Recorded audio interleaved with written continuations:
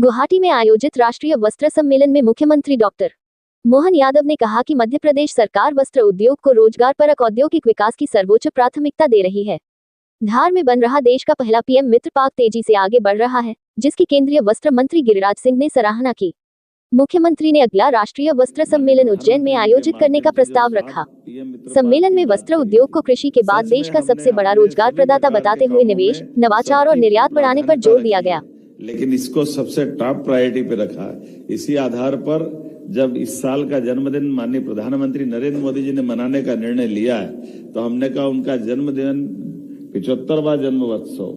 कहाँ मनना चाहिए, कैसे मनना चाहिए, तो हमने कहा उनका संकल्पता के साथ पीएम मित्र पार्क बनना चाहिए। उसमें सबसे बड़ा मध्य प्रदेश को अगर मिला है, तो हमने उसका भूमि पूजन कराते हुए उनका न केवल जन्म दिवस मनवाया, बल्कि इस संकल्प के साथ कि ये हमारा एक पीएम मित्र पार्क केवल अधोसंरचना का बड़ा केंद्र नहीं बनेगा, साथ ही साथ समान रूप से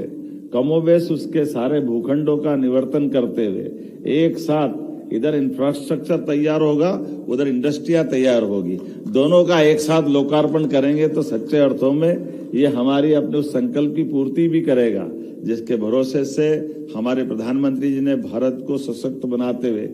लगातार एक के बाद एक नए अचीवमेंट करते हुए भारत को तीसरी शक्ति की तरफ ले जा रहे हैं। जब हम अपने इस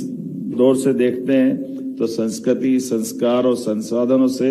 मध्य प्रदेश को विरासत मिले टेक्सटाइल और गारमेंट्स में हम